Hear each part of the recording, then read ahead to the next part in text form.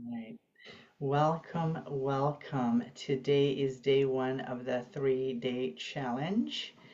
And I really just want to take a moment to honor you for being here. I'm so glad that you're here for yourself, showing up for yourself. You took time out of your crazy busy schedule to be here, and that's already showing to your body and your nervous system that you're doing something different for you, for yourself.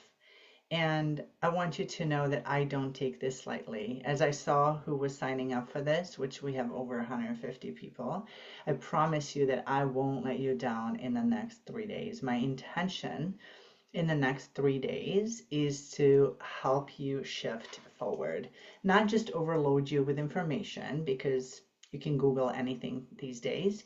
But what I want to do is offer you information that was going to serve you because it will help you understand why things have been happening the way they have been in your life and how to actually move forward.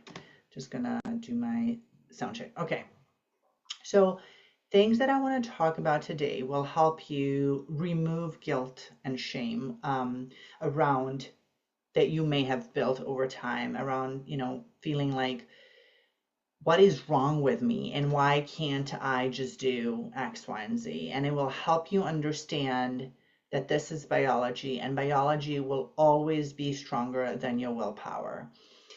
The only way, it will help you understand that the only way to break through and to create a life that you want is a 3-step process. One, you have to create calm in the now so that your nervous system understands you're not under attack. Okay. The second thing after that, and it's in chronological order, is to change the beliefs that have been holding you back so that your subconscious mind can lead you to these goals.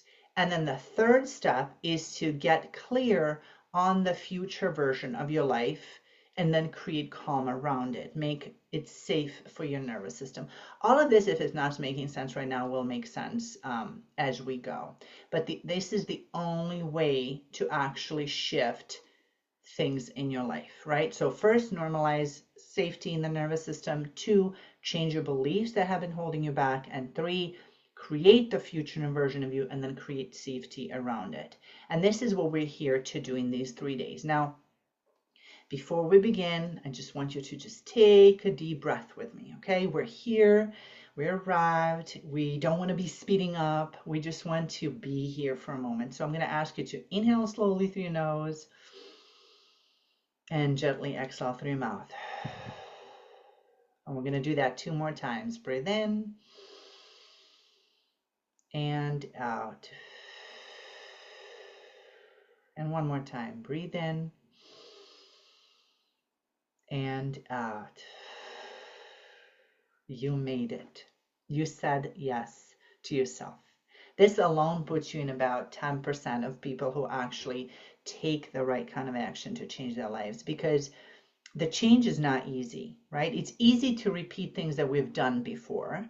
What's hard is to change, okay? So I applaud you for being here for yourself, whether you're here live or watching a replay. So let's just go through a couple of housekeeping things just so you get the most out of this challenge, because really this is for you. Here's how the challenge works. And again, you're going to win some gifts as well. There is a point system. You will receive that in an email. You get a point for emailing me 1 word on how you feel, emailing the homework every day, bringing a friend. Now, if you're bringing a friend, just email me back so I know which friend it is. If you share this on social media, if you attend all 3 days live, you get 2 points for each day. So all of this, I don't want to confuse you, you're going to get all of this in an email with a replay. Now, replay will be available only for 48 hours after a challenge, because I don't want this to be just another video that we put to watch later, right? Save for later, which never happens. I want to inspire you to move forward, because you can either feel inspired or expired, and I want to be your inspiration, okay? Now, this beautiful technology allows us to connect, but it's technology. So should we disconnect for whatever reason, just give it 2 or 3 minutes in the live. Give it 2 or 3 minutes, stretch out, go to the bathroom, and come on back so we can continue. Hopefully, we won't have any disruptions. Now, for those who attend live all 3 days, you get an exclusive brain wiring meditation that is designed to work deeply with your nervous system to reprogram. This cannot be found anywhere else. This is available only to my private clients. You're going to get a nervous system regulation PDF, which is a reference that you can print out with different things like breathing, tapping, all of these things that we're going to cover in the challenge so that it makes it easier for you to use them daily. And then we're going to do a bonus 3-minute nervous system reset video that you get. And then for the people who collect the most points, you will win a grand prize of a private self-discovery call with me, which is a really powerful call where you leave knowing exactly which beliefs have been holding you back and exactly why, and then you're free to rewire them on your own. So the more engaged, the more you win, but most importantly, the more you show to your nervous system that showing up for yourself is safe. Because when we take different action, your nervous system freaks out. But when you start taking mini action, which is all these things I'm going to ask of you, just small things, you're showing to your nervous system that, hey, no one attacked me. It's actually safe. So nothing that I will ask from you will be big or unsafe. It's just big enough to stretch your nervous system to show that you're taking a different approach. Because if you start creating a habit of showing up to different calls and not taking any action for yourself in the right direction, then that becomes a habit. So I'm just going to spend 1 minute before we dive into it. And one of the things, I promise you're going to have a lot of information, but it's not about information overload. It's about guiding you through the change. So we're going to go through a little bit of information at first, and then we're going to go through a meditation, and we're going to do a prompt later, and then we can stay for Q&A. Okay, so who am I and why am I talking about nervous system? I'm Lex. I've been in health and fitness for over 20 years, and I did all the things right. I even owned a fitness studio for 8 years. I sold it in 2018. I ate right. I obviously exercised. I did all the things right, but I wasn't happy. I still had health issues like thyroid problems, headaches. I was irritable. I was ready to get into a fight at any time. Life seemed to pass me by. It seemed like I was living this life that was like a life sentence, but the life that I wanted was not attainable no matter how hard I tried to change things. And I remember at a few really low points of my life, I was even thinking like, death has to be easier than this. Like this life sentence I have to serve, and then I get to meet peace, right? And I just really wasn't happy. I was motivated to make a change. Don't get me wrong. I even meditated. I went to seminars.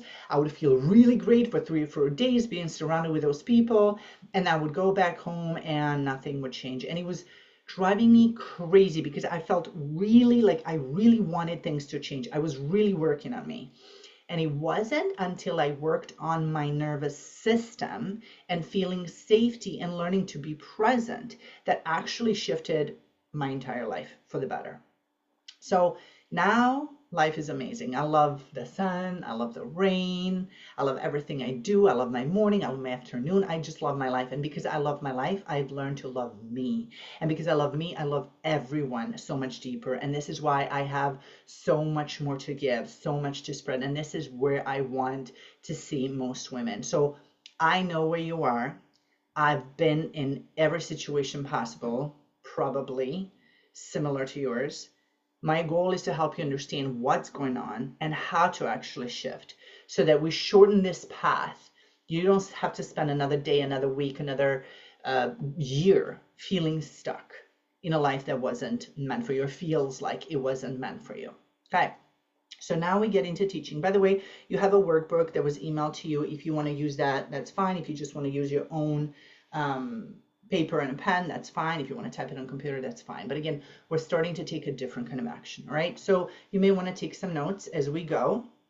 Anything that stands out for you, because it's not about receiving all the information. It's about the 1 or 2 things that are really going to make a difference for you, okay? So let's talk about why calm doesn't stay for long, even when we try really hard. It's not because you're lazy. It's not because you're hormonal or unmotivated. It's not because it's that time of the month or perimenopause or menopause or whatever else we've been told. It's because our body is wired for survival, not peace. Okay? Our body, our nervous system is wired for survival, not peace. Your nervous system doesn't care if you're happy. Your nervous system's job is to keep you alive. Okay? Why? Well, we as humans wouldn't be here if it wasn't for that, right? We became very resilient over time. But what happens when we're stressed out or when we're in survival mode? Well, first, this was meant by our nervous system for truly life-threatening situations. If you think about how humans lived for millions of years, they needed safety from being attacked by a lion or a bear, right? So this is from back in the day when humans lived in the wild. So for one, adrenaline jumps high, and so does cortisol. They give us the energy and endurance to fight or flight, right? Because if there's a perceived danger, if there's really a bear in front of me and I need to either fight it or run away, I'm going to need some energy, right? Like I'm going to need some extra energy than normal, right? So pupils open up, we stop being focused on the inside, we actually start focusing only on the outside, the bear or lion in this example. Digestion stops, and then blood rushes from the organs to our extremities because we're going to need the energy to fight or flight, right? This is why when we get stuck in there, we have issues with such systems. But it's like in that moment, your body's like, stop everything you're doing and focus on the danger, right? And most importantly, this is most important. If you take one piece of information from this 3-day challenge, it should probably be this. A part of your brain shuts down. This is the logical, decision-making, creative, problem-solving part of the brain that shuts down when we're in fight or flight, checks out, goes to sleep. It's not there, right? This is why, and this is why it's so important, because if I live in a state of fight or flight and I feel like there's a perceived danger, my nervous system thinks that there's danger around, I'm going to need to just react. I don't need to make decisions. I don't need to problem solve. I don't need to be creative. I need to just react based on my instincts. I'm either fully fighting or fully running away, fully fleeing, flighting, right?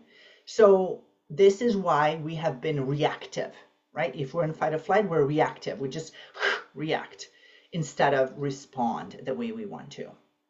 And by the way, this happens so quickly, in like 1/100th of a second. You know, like you're walking around your house and someone who you live with startles you around the corner. You're just like, oh, right? Like for a second, right? Even though there's no danger, it got like everything already happened in your body. You already got the adrenaline and cortisol raised before you even realized, oh, it's just you. Like I live with you, right? So this just goes to show now adrenaline, if it's a really life-threatening situation, like if there's really an intruder there, it would keep going up. But in that moment, you're like, oh, okay, it's nothing. It's going to start going slightly down, okay? And that just goes to show you how quickly these things happen in our body, way before we even know what's actually going on. But after we have fought or fled or realized there's no danger, we're supposed to go back to normal, right? And you've seen this, you see this everywhere in nature. That's what we're designed to do. You see zebras on National Geographic, and you see them like grazing grass, right? And there's a lion about to attack them, and they all run away, right? That's a stress. They're running away. And then when the danger is over, where they have moved, hopefully didn't get bit by a one, and then they're back to grazing the grass, right? But what do we do as humans? We relive it over and over again. We go and tell others, oh my God, you can't believe what just happened to me. But every time we talk about it, our body, our nervous system is reliving it. It's thinking that it's still in that danger. So we do this for days, weeks, months.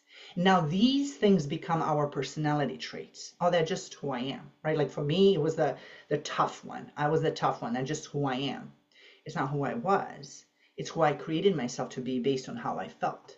And because I felt unsafe at that time of my life, I had to create myself be that version of me.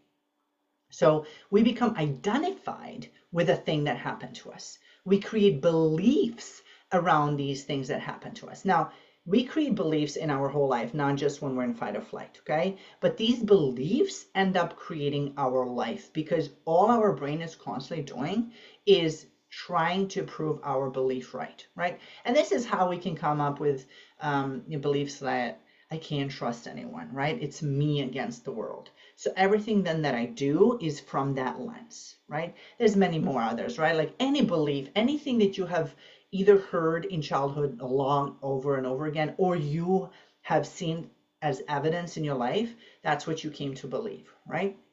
So again, the beliefs don't necessarily have to be through flight or flight, and many are not. It's just that many have been created in fight or flight as well, right? And once again, your brain, all it does is it leads you to confirm your beliefs. So let's say your belief is all men are pigs, right?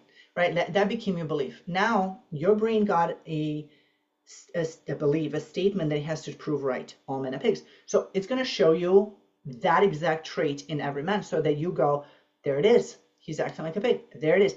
And even when you see one nice one, a kind one, you're not going to be able to see it because you have a confirmation bias. You don't need to see that. Your brain just wants to show you that all men are pigs. This is a silly example, but all of the beliefs work like that, by the way. So now, to make matters worse, when we do this, tell our story over and over again, not only that the body is reliving it, we get addicted to this high adrenaline rush, right? This is why so many women have adrenal fatigue, right? We are taught not to speak our truth, which is why so many women have thyroid issues. That's where we speak, right? We stay in fight or flight. We have digestive issues because the body is still in that moment, in that trauma. It's still waiting, expecting the bear to jump out at any moment in time. Now, obviously, we're not fighting bears today, but your nervous system doesn't know that. For your nervous system, fighting a bear and being cut off by someone who has road rage is the same thing, okay? Your nervous system is going to react the same way. So this energy gets stuck in your body, right? So we have high adrenaline, we have high cortisol, we have blood rushing through our extremities, and we're supposed to fight or flight, right? But what do we do these days? I just got pissed off because my coworker is clipping nails at work, or someone cut me off, right? And it's not socially acceptable to just go and express how we feel, fight or flight, right? So what we do is we keep that energy within us. It stays within us. It doesn't have a source to go out to. Once again, as a woman, you're told to stay quiet, don't speak, be nice. You don't even speak it, and it just gets stored in the body. And then years later, it starts showing up as extra weight, sleepless nights, hot flashes, restlessness, workaholic syndrome, which was my thing, or being a workaholic, which we'll talk about in a minute, thinning hair, faster aging, feeling tired and wired. The list goes on and on, right? We as women are living it now, and we see it, right? And we've normalized this. So now, because we've never signaled to our body that we're actually safe, our body got addicted to guilt and shame, pleasing others. It got addicted to the high adrenaline because it makes us feel powerful, right? Because we've been in that state for a really long time, right? So let's talk about how this shows up in your real life. There's what I call the 4 Fs, the fight, flight, freeze, or fawn, which you probably heard about. So fight, flight, freeze, and fawn are just different ways to describe how we behave and feel depending on which state we're in. Now, when I spent over 20 years in these, I've been to all of them, right? I've spent time in all of them. My major one was fight, but I've been to all of them, right? So fight is you get irritable, you're snappy, everything feels like too much. You drop a pen and you're like, ugh, right? Even that feels like too much. You feel like you have to control everything and other people, right? To feel safe. No one can do it as good as I can. If I want it done, I have to get it done, right? Now, note, you do this to feel safe, but we need to talk about what safety means to your nervous system, because we know logically what safety is. That's not how your nervous system operates. To your nervous system, what's familiar is safe. So if this is familiar, this is safe. This is not familiar, this is not safe. So what's familiar? The familiar for me is to not express my emotions, is not to express my needs. Familiar is to me to keep everyone happy and to always be ready for the attack, right? I'm always waiting. That's what's safe to your nervous system, not logic. No. What's familiar is safe. What's unfamiliar is unsafe. So you say, of course I want to feel happy. Of course I want to lose weight. Of course I want to earn more money. Of course I want to be healthy. Of course I want a better relationship. But if that's not familiar, your nervous system goes, that's not safe. And it brings us back to square one, right? So fight, again, is getting there toward the thing, right? Flight or flee is you can't stop, right? You overthink, you overanalyze, you stay busy, you chase perfection because slowing down feels uncomfortable, feels dangerous. We say things like, I'm a busybody, I don't feel productive if I just sit down and do nothing. That's fight or flee. It makes us into workaholics, which is what I was for a while too. And it just makes us do things all the time to, again, avoid quiet, right? So that's the fight or flee. I'm running away. I'm running really away from myself. I'm running away from peace. I'm just busy. I'm busy all the time. That one's tricky because, well, all of them are tricky. Fight is tricky because it makes us feel powerful. Like, I'm going to get you. Flight makes us feel productive. Oh, I'm so busy. I'm everything to everyone, right? Everybody needs me. I'm needed, right? It makes us feel needed. It makes us feel good. Oh, I'm so busy. And these days you can hear everybody say they're busy, right? And it makes us feel productive. So that makes us kind of feel good, right? Free is you shut down, you numb out. You're on the phone scrolling, even though you're like, I know there's a ton of things I need to be doing. I just can't do them right now. It doesn't even matter. Who cares, right? You can go in the who cares mode, right? Like nobody cares, even if I'm not here, even if I do it, it doesn't matter. Or you can go in the I don't know what's wrong with me. I'm scrolling, but I can't stop, and I don't know why I don't take action that I know I need to take, right? So there's a couple of things that happen that freeze. And then fawn. This is so common for women. We say yes when we mean no. You overgive. You people please, right? You don't say things that you want to say. You don't speak your truth because you want to keep peace, and you don't want to make anyone mad at you. If someone looks at you wrong or is even too quiet, you think that they're mad at you, right? You start thinking, what did I do wrong? You keep everyone else calm so you feel safe. If they shift the mood, you shift the mood. If they shift the mood again, you shift the mood again, right? You adapt to the person in front of you. Now, fawn goes really well with flight because you say no, yes every time when you even mean no and when you don't have time or energy. And if makes us feel busy, right? So in flight, I need to stay busy. And now you're adding 30 more things for me to do. Great. I'm just going to stay stuck between flight and fawn. And this one in particular, the fawn one, has been so normalized by society for women to a point where it's actually expected from us. Like, it's actually expected from you to overgive, to sacrifice yourself. And, I always use that example of, because I've seen it so many times where a well-meaning husband is wishing a happy birthday to his wife and on Facebook or any social media. And he'll say things like, the one who so unselfishly puts her family first, puts everyone before her. And I'm like, oh God, here we go, right? Because for one, we as a society read that and we're like, oh, she's such a wonderful person. She's like shivering inside and like falling apart. But two, she just heard a confirmation of, I have to keep doing this. I have to keep being everything to everyone because that's how I get loved. And that's how I get recognized, right?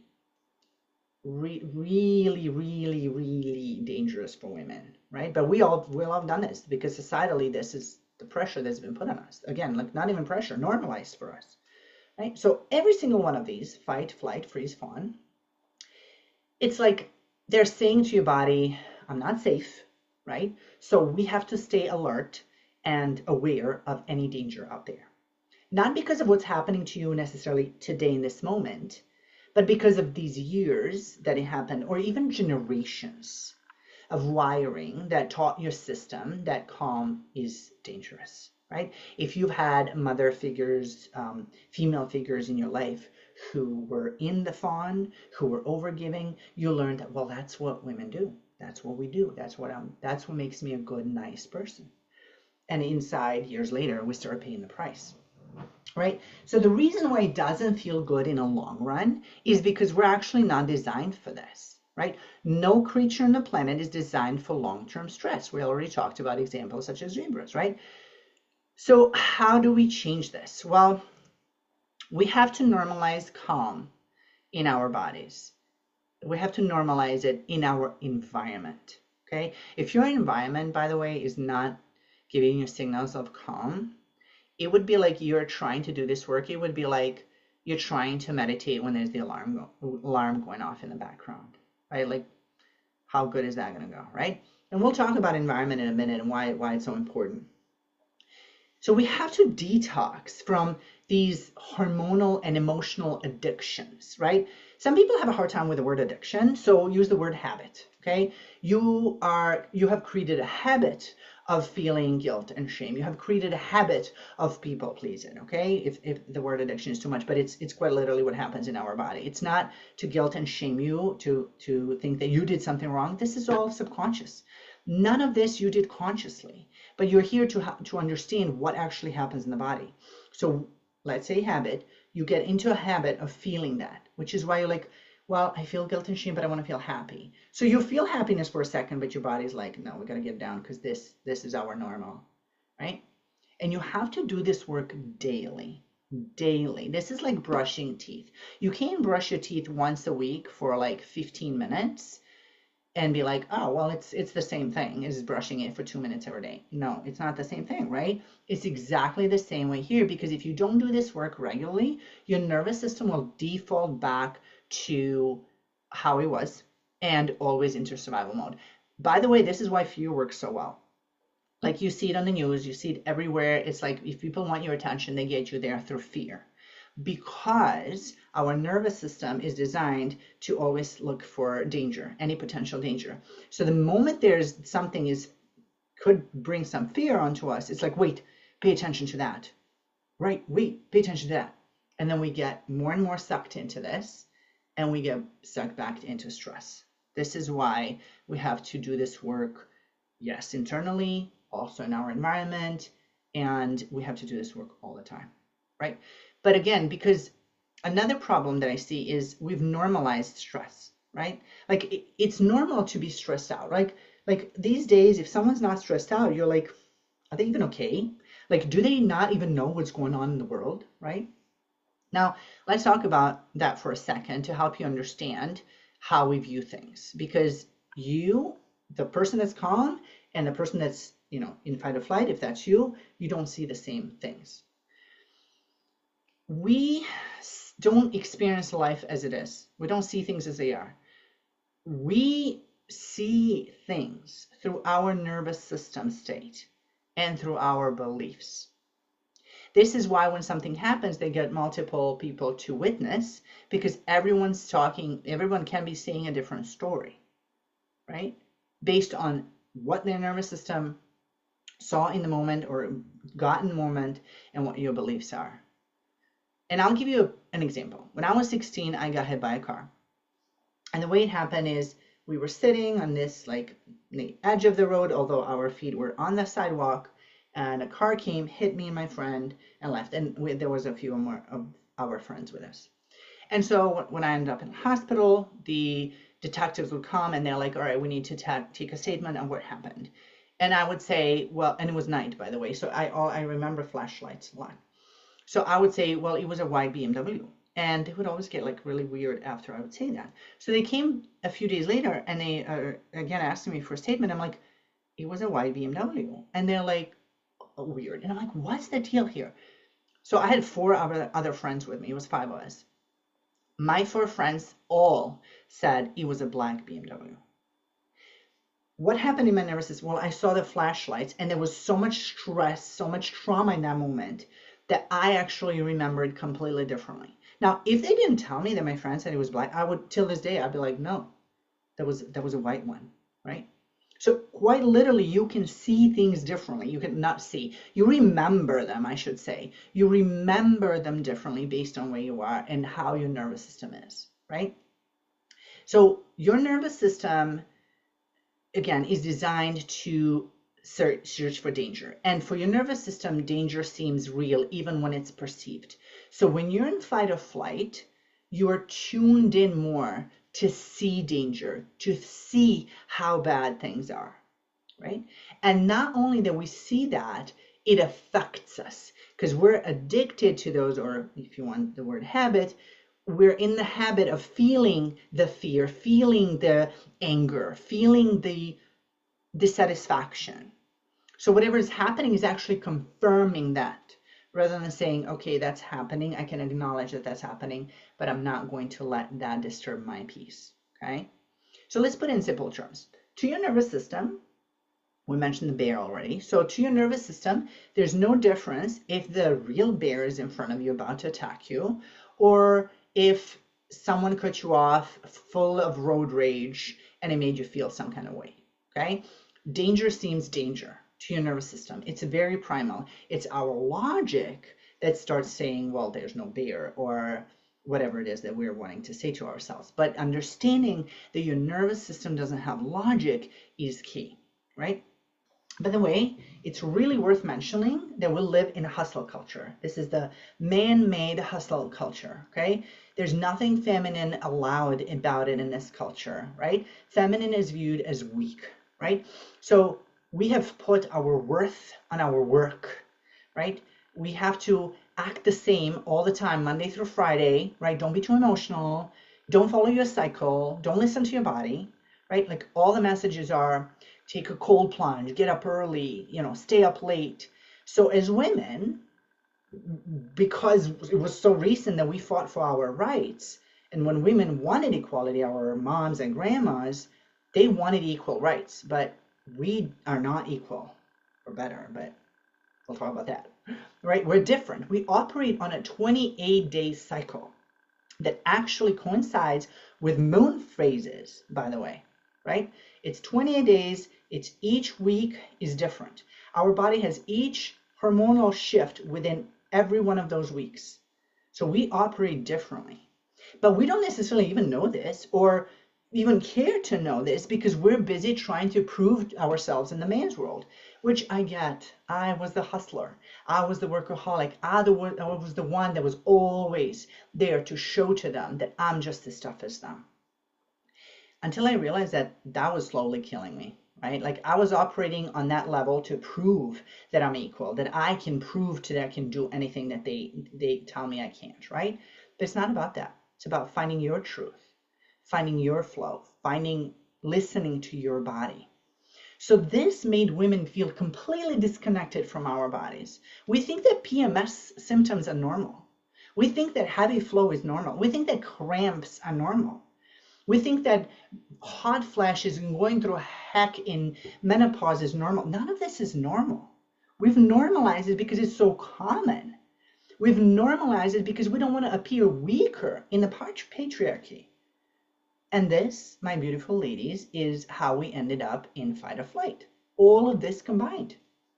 So it seems like, all right, Lex, now we have society going against us, or we have this going on. We do have a lot of things not working in our favor. That doesn't mean you can't find your calm or create a life of your dreams.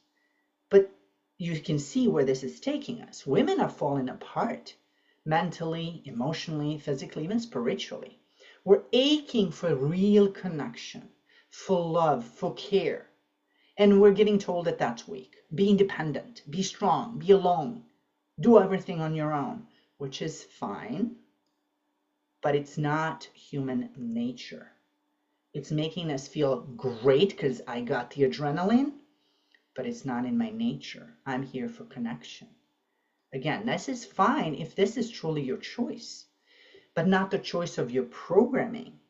I'm here to show you the true freedom to become who you want to be, not based on your beliefs and what society and your caregivers have transferred onto you.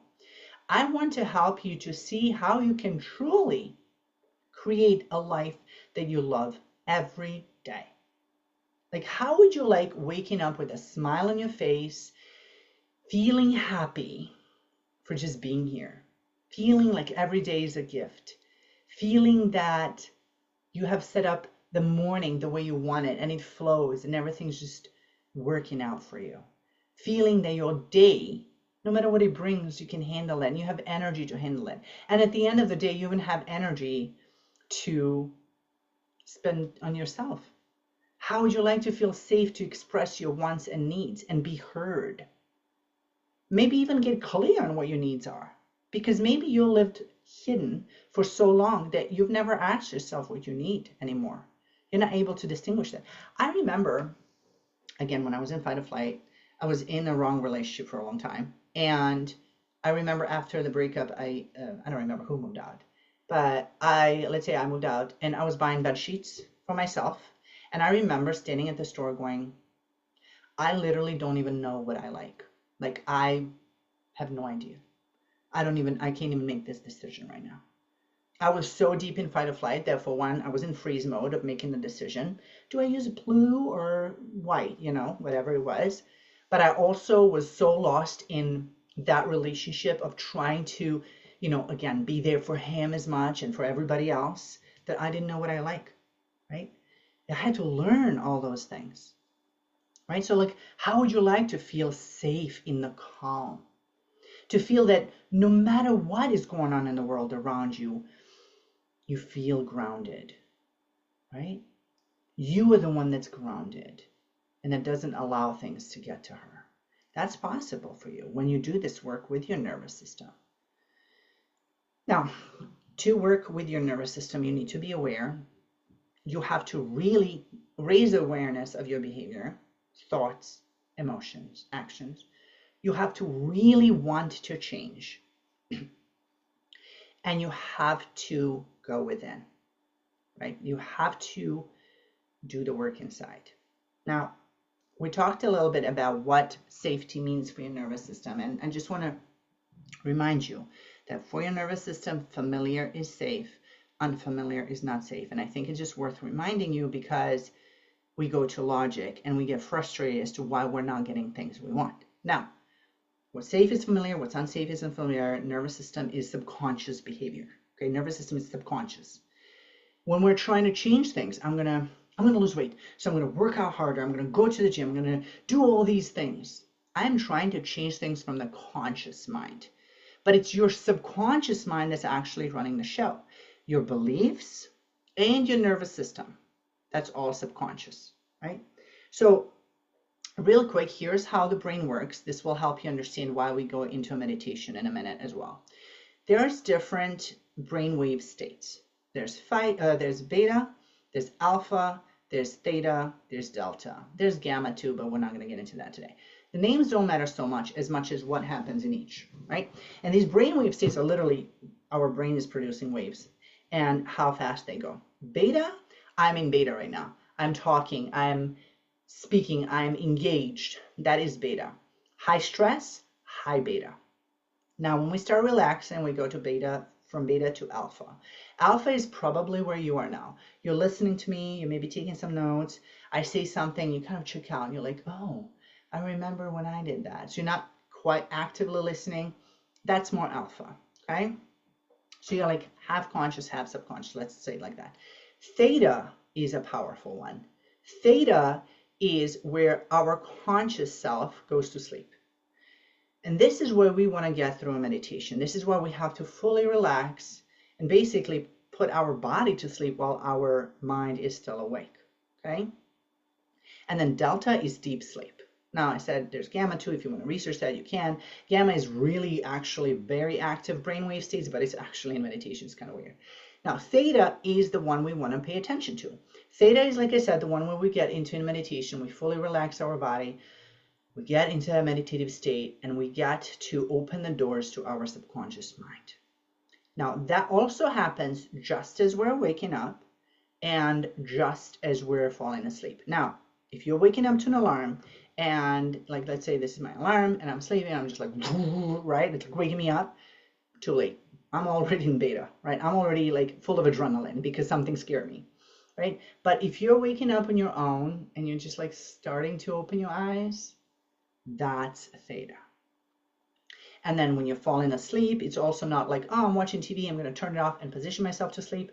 It's, again, my body's asleep, I'm just about to fall asleep, but I'm still aware. That's theta. Okay, so you hear people say right before you wake, right before you fall asleep and right when you wake up, but you got to know exactly what that is. So that's the one where we go into when we are going to go into meditation in a minute. And this is why it's powerful, is because that's how we're going to access to start changing our beliefs, to start showing to our nervous system it's actually safe, right? Because if I stand here and I'm like, I'm safe, what message is my nervous system receiving, right? But if I put my hand on the heart, take a deep breath, and I say, I'm safe right now. It's a very different energy, right? It's a very different effect. It's actually very different hormonal and emotional reaction of my body, right? Now, we talked about the addiction to hormones and emotions. I just want to mention again that that is not your fault. The reason how did we learn this? Let's talk about that. How did we learn this and why? Basically, most of the things we learn is in childhood, right? From society, from our parent figures, from people who are around us. It can be generational things. We have no logic, we have no analytical mind till about the age of 7, and that's when it just starts developing. So everything that you're told and anything that you hear, especially repetitively over and over again, you take as truth. And anything that you don't hear about, you kind of create your own beliefs about it. So let's say generationally in your family, they never talked about money, right? You saw that they were stressed out about money, but they never talked about money. You actually just drew your own conclusions based on what you said, which is a little bit dangerous when you're a 6-year-old, right? But these beliefs, like, oh yeah, I heard mom say we don't have enough money, we never have enough money. Now remember, familiar, safe, unfamiliar, not safe. So you kept hearing your mom, we don't have enough money, I'm stressing out about money. What happened? That became familiar. So you're like, well, of course I don't have more money. Your nervous system is like, yeah, but that's not familiar. The familiar is being stressed out about money. See how that works? The unfamiliar is having money. I don't even know how to have money. Which is why if I get a large sum of the money, I'm just going to blow through it because I need to go back to what's familiar. Right? That's one example. The weight example is you heard your mom, I have clients whose mom have put them on scales at like the age of 9, right? So your mom put you on scale at early age on. She thought she was doing right. We're not blaming moms here. She thought she was doing the right thing. She did it in the best way she knew how to. But she put you on scale and you saw her stressing out about weight. And one time you overheard her calling you fat, right? Which I did have a client who was a twin. And one time she heard her grandma say, oh, that's, I don't remember her sister's name. Let's make up names. Let's say Lola and Tina, okay? So Tina, let's say, is my client, and Lola is the sister. And she heard her grandma say, oh, Lola is the skinny one, Tina is the fat one. And that just core memory, right? Like that just got in her brain. Okay, I'm the fat one. That's safe. It's safe to be the fat one. Ugly word, I get it, but that's the word that my client used. So she wants to lose weight. She's going to the gym. She's working out. She's eating right. And the body's like, oh, that's unsafe. We don't know what that looks like. We need to gain the weight back, which is why you see people yo-yoing so much, right? This can show up in relationships where you leave one relationship only to find yourself in the other relationship after the newness wears off with the same issues. Why is this man never hearing me? Why is it that I have to repeat myself? Why is it that I have to be the one doing everything, right? So all of these things get stored in our little brain, and we live our life based on what's familiar, right? Now, we talked about the beliefs for a minute. I want to go back to trauma, right? So what is actually trauma, and does everyone hear it? Well, this is also very important to understand because we tend to judge the traumatic events or events that happen to us as more or less traumatic, right? That's not what it's about. We judge it and then we're like, well, I should feel fine. I don't know why I feel this way. That other person had more things to deal with. It's not about that. It's about how your body and your brain handled whatever happened to you? And then was there someone who helped you co-regulate? Was there someone with whom you felt safe? This is why it's so important to create a safe space for ourselves and to surround ourselves with people who will create a safe space for us. Trauma doesn't have to be, although it can be something big, of course, but it can be like, I have trauma from 3 years old being left in a kindergarten. I was that sensitive of a kid and I was that attached to my mom. So when you say to a child, I'll be back in 6 hours, child has no conception of time. To me, it was a forever.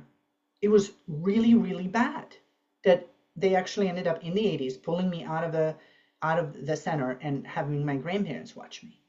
It was that traumatic for me. And someone can laugh it off and be like, oh my God, so traumatic. You were in kindergarten, right? But who's to judge the trauma?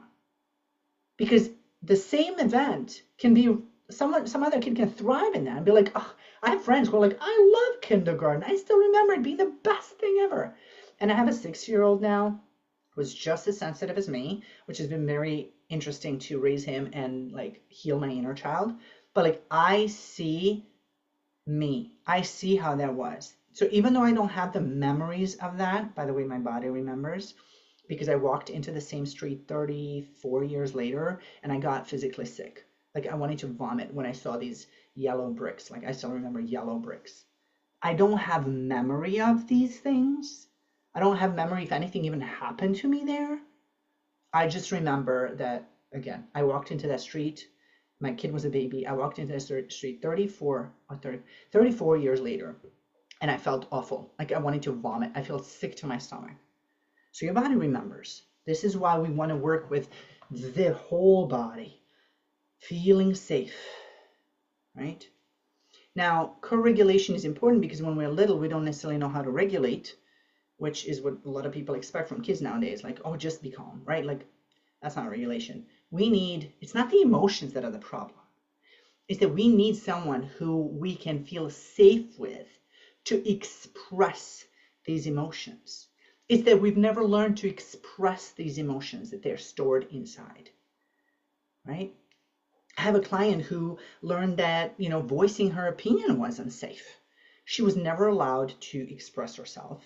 Even when she would want to sleep with her mom made her sleep on the floor next to the bed, right? She was yelled at. She was made feel stupid a lot, right? So she learned, my voice doesn't matter. My needs don't matter. The safe thing is to be quiet and just do what the other person wants to do. So naturally, she became everything to everyone. And then she's in her 50s now. I think she just turned 51. Her body started speaking loudly. Like she felt like she was falling apart by the time she came to me. And through this work, we learned that the body feels safe. She started feeling safe in the now, getting away from that image of, what mom did. Mom did the best she knew with who she was, with her own stuff. Letting that go, feeling safe in the now, learning that her needs matter. And then her life changed like in every single way possible for the better. Now, before it gets better, now we don't talk about this. Before it gets better, sometimes it gets worse. And this is a little warning. When you start changing, those around you will not like it most of the time. And there's a few reasons for this. One is their nervous system, right? Their nervous system knows what's familiar is safe, right? You start changing, their nervous system goes, alarm, she's changing, something's changing, it's unsafe, it's unfamiliar. I need her to behave the exact same way as she did before because I know how to handle that. So that's one thing. Second thing, they're so used to you, like in my client's case, they were so used to her not voicing her opinion and her needs that she never felt heard, right? And she was so used to that. They were so used to that. So when she started voicing, for one, their alarm goes off. Two, she speaks the boundary, and then they forget about it, and they treat her the same way as they used to treat her before, right? And so sometimes it's also because people are looking into you for making changes that they're not willing to make a change, right? Like let's say you have 4 girlfriends and you want to lose some weight, you want to go to the gym, you want to stop drinking, you want to quit smoking, whatever it is, right? Like you want to feel healthier, you want to really change your lifestyle, right? and your 4 girlfriends are like, nah, I'm not going to do that, right? They're not going to like the changes they're seeing you. For one, again, nervous system is saying alert, something's changing. For two, you're also showing to them what they're not doing, and creates this resentment toward you. And you'll say things like, you'll hear from them things like, oh yeah, she's in a health kick. She doesn't want to go drinking with us anymore. Oh yeah, you don't eat pizza anymore. Okay, well, we're going to go out without you, right? It's very hard to go through that, because just as you're doing this work, you start feeling somewhat good and empowered. You also have the need to connect with others. So let's explain that. So we're tribal. We as humans are tribal. We have a need to connect to our tribe. And back in the day, you had one tribe, right? You had one tribe, and you could not be very different from them, because you'd be sent into the forest on your own, you'd be ostracized, and you wouldn't survive. From survival standpoint, no bueno. So we're going to need to create a safe environment for us, which means just be similar to people around you. This is why there's a saying, you are the 5 people around you, right? So when you had a tribe, you had to be part of that tribe. Nowadays, you have many tribes. That's the good news. It still means you'll have to leave your old tribe to join the new one, because now you started going to the gym and you're meeting other ladies who are on the same path. And now you're starting to connect with them. And those 4 other ladies are sitting in the back going like, oh, what does she think she is? She thinks she's better than us. And you're like, no, I just took action. I'm not judging you. They're judging themselves, right? They're judging themselves and they're projecting that on you. And this is a very important warning, because this is the time when people start noticing that they usually withdraw back and go back to how it was, especially if those people around you have a lot of influence on you, like people you live with, your kids, your spouse, your parents, your, whoever's around you, right? I'm sure your pets will not mind it. Pets are probably the safest ones. They're not going to mind it, right? And this is all the things we're changing here in order for you to live the life you want. Now, as you change and they get over this hump, some people will leave your life. You'll need to change a tribe or two. That's okay. Like, some people will walk out. Some people will still be there and adjust to the new you. After that settles down, things get much better for people around you as well. Because then those that stayed go, wait, I want more of what you're doing. How are you feeling that happy? How are you feeling that calm? Tell me, what are you doing? And then they start changing as well. So we're never, ever wanting to change other people. We want to change ourselves, let them be who they are, create safety there, because that same said client had a situation with her husband where she had to explain to him, I don't feel safe right now. He was not yelling at her, but he was yelling about some stuff at work, and it made her feel unsafe. So she had to learn, mind you, this is a woman who went her whole life never voicing her opinion. She had to learn to speak, and she actually started crying. And he asked her, what's going on? Like, why are you crying? And she said, I don't feel safe right now. Like, I don't feel like you're yelling. Like, you're yelling. It seems like you're yelling at me. And he shut down because of his stuff. And he went, well, I guess I just can't talk to you. And so then she found herself in this situation going, well, I've been in a marriage for 30 years, right? What do I do now? Or do I still keep changing? So we talked about how can you make both work? Not expecting her husband to change yet, not expecting him to change, but to just show him that she can withhold the calmness. She can remove herself from a situation that doesn't feel unsafe. And she can then create a safe space for him to open up. And that's exactly what happened. So you don't necessarily have to eliminate people from your life. You will see how they are going to start adjusting toward you. But in the beginning, there may be friction. Okay? And we talked about this, whole environment thing and why it's so important. Well, we talked about society too, right? Like, it makes you feel like you should be independent and strong and do everything alone. I want to remind you that that's masculine conditioning. The truth is we're tribal, right? We need other people. We need other regulated people to co-regulate with. This was supposed to be our parents when we were little. Some people got it, some people didn't get that. So some people learned it, some people never did. Some people forgot, right? Now, if your parents were in stress mode, and they were in fight or flight, we can expect them to be there. So we're not playing the blame game here. We're just helping ourselves understand, That's why that doesn't feel safe. Like, that's why getting close to someone didn't feel safe to me, because it wasn't familiar. Oh, that's why I wasn't able to lose weight, earn more money, be in a better relationship, feel healthier, whatever it is, right? We're not doing the blame game. Blame game makes us become the victim, and it makes us stay in that, like, well, that person did that to me. Some people have done us wrong, but we need to be willing to rise above that, not like be the bigger person, and just learn to let that go from our body so that that doesn't affect our life anymore. Because those that have done you wrong in the past have done you wrong in the past. And it is absolutely not okay that they're still doing you wrong by you living according to those beliefs and those trauma and those and that's.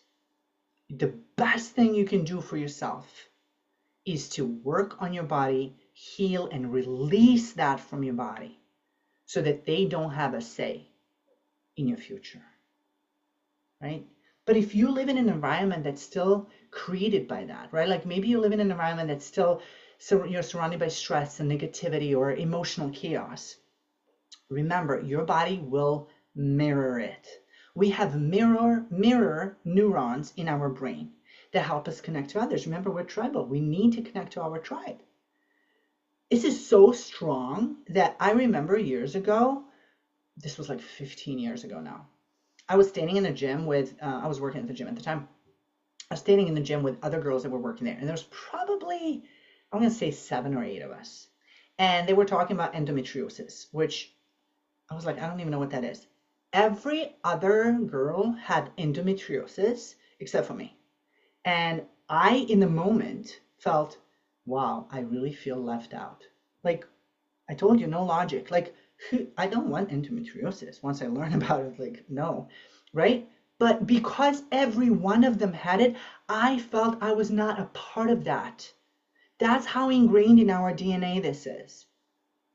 This is the subconscious stuff, and you cannot escape this. This is why it feels like one step forward, 2 steps back. Because every time you move forward, your nervous system is like, you cannot outregulate your environment, right? This is why being a part of a supportive community changes everything. I've seen it over and over again with clients who couldn't sleep, who couldn't stop overthinking. Within weeks of being around others who do this work, they get to their peace, because even safety is contagious, right? So even if you are in fight or flight, if you were to surround yourself with all people who are always in calm, you would transform, right? This is why I created this space, why I have this space for women who don't want to try to do this alone anymore, right? Okay, that was a lot of teaching, I know that.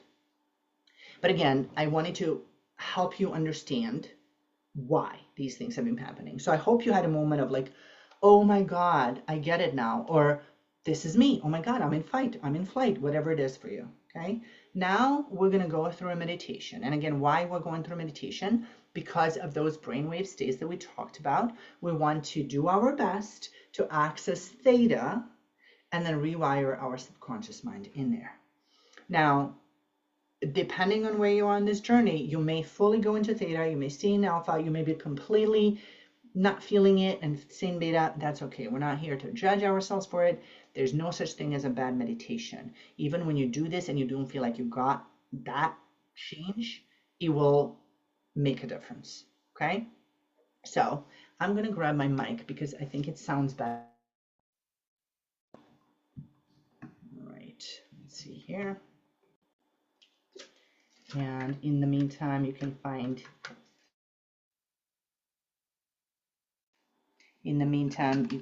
a space where you feel relaxed. All right. So go ahead and close your eyes if that feels good and safe. Have a seat somewhere where you're comfortable and undisturbed for the next few minutes.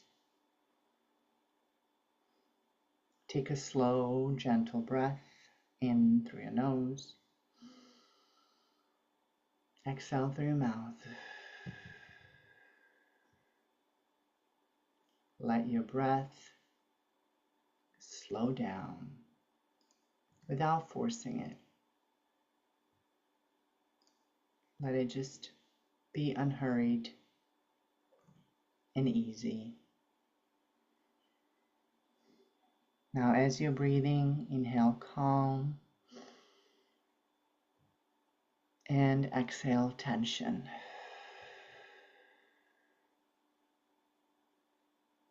Notice your shoulders and just drop them a little. Start relaxing from your head, your scalp muscles, your ears, your forehead, little tiny muscles around your eyes, your cheeks, your jaw. Just go ahead and relax. Not trying to do anything right now, but relaxing. And drop your shoulders, your neck, your arms and your forearms.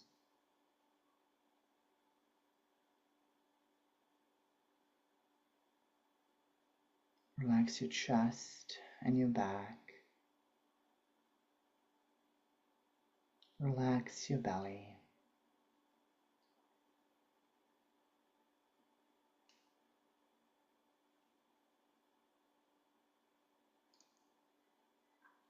Relax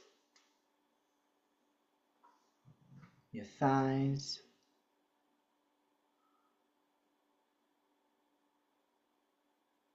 your pelvic floor, your hips, your calves, and your feet.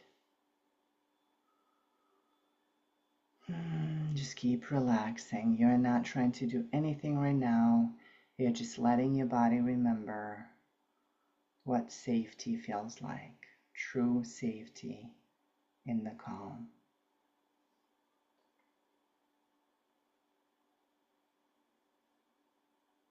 Stay focused on your breath.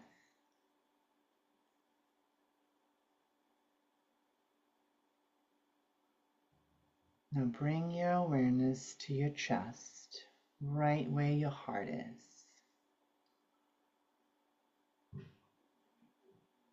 Imagine a warm light glowing in there. It can be golden, soft, gentle.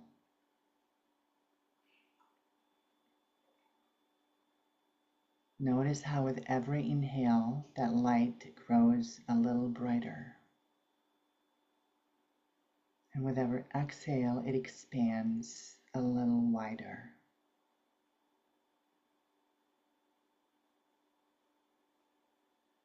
This is your inner safety.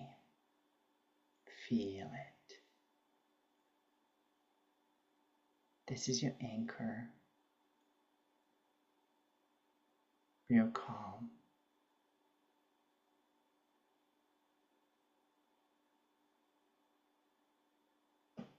Whisper quietly to yourself, my body is learning safety. It's safe to rest. It's safe to be me. I am safe.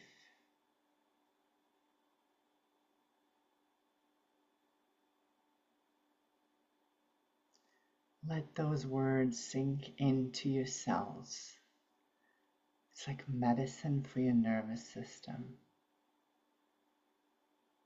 And if your mind wanders, that's okay. Just bring it back to your breath. Bring it back to this moment.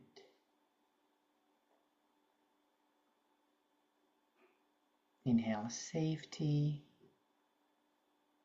Exhale release.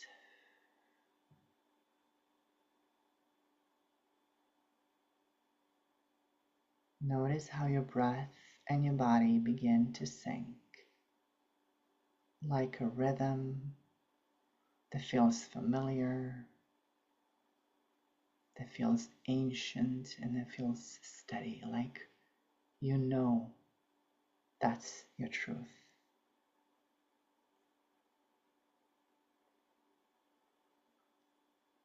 You've spent years in motion, always preparing, protecting, proving. Right now, there's nothing to prove. There's nowhere to be but here.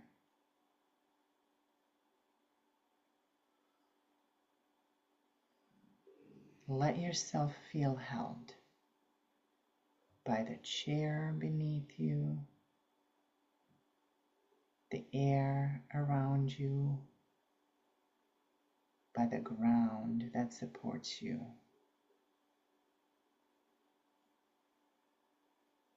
You're safe to slow down. You're safe to exhale. You are safe to receive.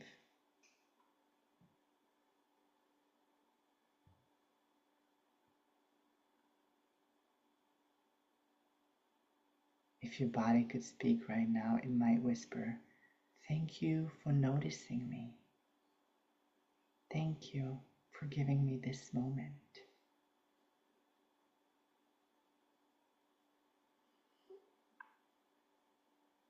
Allow that golden light from your heart to expand again, this time filling up your whole chest, your arms, your hands, your belly, your legs, your feet. Every cell of your body is lighting up with safety.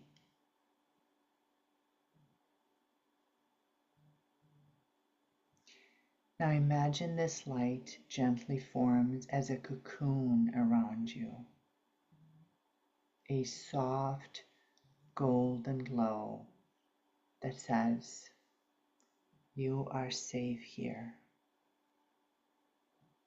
You can rest now."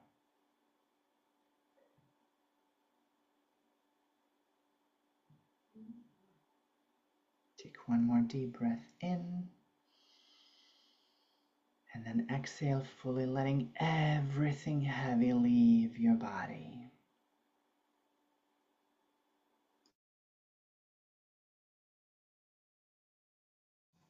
Whisper softly to yourself, "I am safe in my body. I'm home in my body. I'm learning calm, one breath at a time."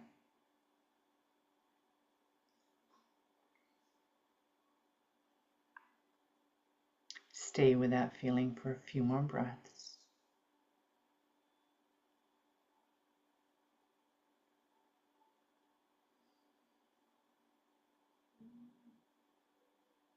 When you're ready, slowly start wiggling your toes and your fingers. Take one more deep breath in and out. And when you're ready, open your eyes. All right, welcome back.